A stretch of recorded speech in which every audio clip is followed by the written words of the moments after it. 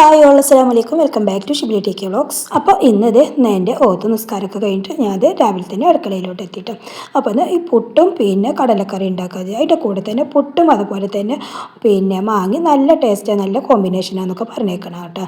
ഞാൻ പുട്ടും പഴവും കഴിച്ചിട്ടുണ്ട്, പുട്ടും പപ്പടം അതുപോലെ പുട്ടും കടലക്കറിയൊക്കെ അതൊക്കെ ഓക്കെ കേട്ടോ. പക്ഷേ പുട്ടും മാങ്ങയും ഒരു പിടുത്തല്ല കേട്ടോ. അപ്പോൾ അതും കൂടി ഒന്ന് ട്രൈ ചെയ്ത് നോക്കാമെന്ന് വിചാരിച്ചു. അപ്പോൾ ആദ്യം തന്നെ കടലക്കറിയാണ് കേട്ടോ വെക്കുന്നത്.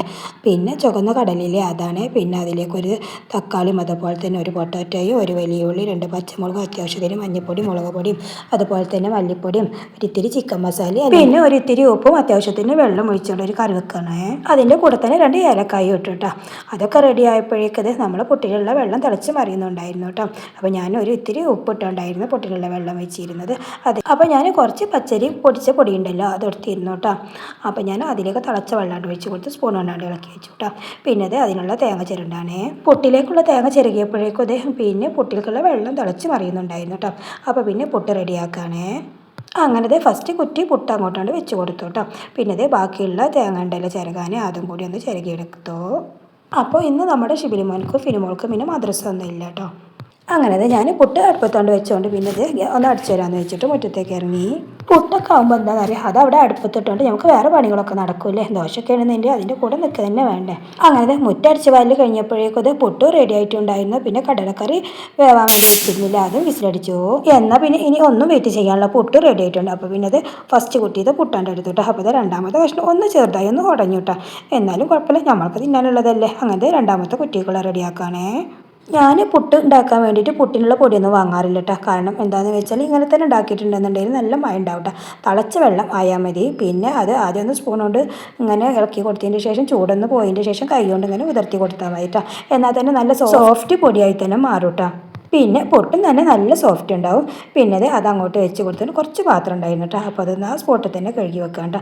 കൂടുതലായി കഴിഞ്ഞാൽ പിന്നെ എനിക്ക് തന്നെ നല്ല പണി കിട്ടുക. അപ്പോൾ പിന്നെ ഞാൻ എപ്പോഴായാലും ആ സ്പോട്ടിൽ തന്നെ പാത്രങ്ങളൊക്കെ കഴുകി വെക്കും. അങ്ങനത്തെ പുട്ടുണ്ടാക്കലൊക്കെ കഴിഞ്ഞതിന് ശേഷം മാങ്ങ ഉണ്ടല്ലോ അതൊക്കെ ഒന്ന് കട്ട് ചെയ്ത് എടുക്കാനുണ്ടല്ലോ. അങ്ങനത്തെ 2 മാങ്ങ ഉണ്ടായിരുന്നു കേട്ടോ. ഞങ്ങളുടെ വീട്ടിൽ നിന്ന് കൊണ്ടുവന്നതായിരുന്നു. അങ്ങനത്തെ അതൊന്ന് ചെറുതായിട്ടൊന്ന് അങ്ങനെ ചെറിയ രീതിയിലൊന്ന് കട്ട് ചെയ്ത് കൊടുത്തു കേട്ടോ. എല്ലാവരും പുട്ടും പിന്നെ പഴമൊക്കെ കഴിക്കും, പക്ഷേ ഇവിടെ പുട്ടും പഴമൊന്നും പറ്റില്ല കേട്ടോ. ഇവിടെ കറി തന്നെ വേണം കേട്ടോ. ഒന്നുകിലും കടലക്കറി വേണം, എല്ലാന്നുണ്ടെന്നുണ്ടെങ്കിൽ ചിക്കൻ കറിയൊക്കെ പുട്ടിലേക്ക് നല്ല ടേസ്റ്റുള്ളൊക്കെ ചിക്കൻ കറി ഉണ്ടെന്നുണ്ടെങ്കിൽ അത് കഴിക്കുക, അങ്ങനെയൊക്കെയാണ് കേട്ടോ ഇവിടെ. പക്ഷേ പുട്ടും പഴമൊന്നും ഇവിടെ കഴിക്കാറില്ല കേട്ടോ. അങ്ങനത്തെ ഞാൻ മാങ്ങ ഇങ്ങനെ കട്ട് ചെയ്തതിന് ശേഷം കേട്ടോ തൊലി എടുക്കണമല്ലോ എന്നുള്ള ഓർമ്മ കേട്ടോ. പിന്നെ ഒക്കെ തൊലി എടുത്ത് കളഞ്ഞു. അപ്പോഴേക്കും ഇതേ നമ്മൾ ഫിനിമോളിത് എണീറ്റ് വന്നു കേട്ടോ. സലാം പറഞ്ഞു എന്നോട്. അപ്പോൾ ഞാൻ മുടി ആകെ പോന്നിരുന്നു കേട്ടോ. അത് ആ സ്പോട്ടിൽ കൈ കൊണ്ട് തന്നെ ശരിയാക്കി കൊടുത്തു കേട്ടോ. പിന്നെ ഇത് നമ്മൾ ഷിബിലിമോനും എണീറ്റു. അങ്ങനെ അൽഹംദുലില്ലാ എല്ലാവരും കൂടി ഒന്ന് ട്രൈ ചെയ്ത് നോക്കാമെന്ന് പറഞ്ഞു കേട്ടോ.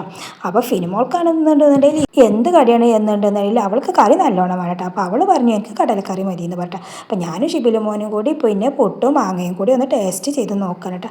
അപ്പോൾ കുഴപ്പമൊന്നുമില്ല കേട്ടോ. ഞങ്ങൾക്ക് 2 പേർക്കും ഇഷ്ടമായിട്ട്. അപ്പോൾ ഫിനിമോൾ പറഞ്ഞു ഞാൻ കുറച്ച് കഴിഞ്ഞിട്ട് തിന്നോടി, ഇപ്പോൾ ഞാൻ കടലക്കറി കൂട്ടിയിട്ട് കഴിക്കുകയാണെന്ന് പറയാൻ കേട്ടോ. ഇപ്പോൾ പിന്നെ സ്കൂളില്ലാത്തതുകൊണ്ട് രാവിലെ ആർക്കും വലിയ തിരക്കൊന്നും ഉണ്ടാവില്ലല്ലേ. എനിക്ക് എന്നാലും രാവിലെ ഭയങ്കര തിരക്ക് തന്നെ കേട്ടോ. കാരണം എന്താണെന്ന് വെച്ചാൽ ഇക്കൊക്കെ നേരത്തെ അപ്പോൾ പിന്നെ ഇക്ക പോകുമ്പോഴത്തേന് ചായയും കടിയൊക്കെ ആവണം കേട്ടോ. പിന്നെ മദ്രസ വിട്ട് വരുമ്പോഴേക്കല്ല അത് പിന്നെ ആക്കത്തിനായാലും മതി കേട്ടോ.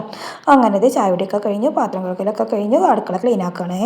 അപ്പോൾ ഇതൊക്കെയായിട്ട് നമ്മുടെ ഇന്നത്തെ വീഡിയോ ഇഷ്ടപ്പെട്ടാൽ ലൈക്ക് ചെയ്യണേ, സബ്സ്ക്രൈബ് ചെയ്യണം. അപ്പോൾ നെക്സ്റ്റ് വീഡിയോ കാണാം. അതുവരേക്കും എല്ലാവർക്കും അസ്സലാമു അലൈക്കും വറഹ്മത്തുള്ളാഹി തആല വബറകാതുഹു.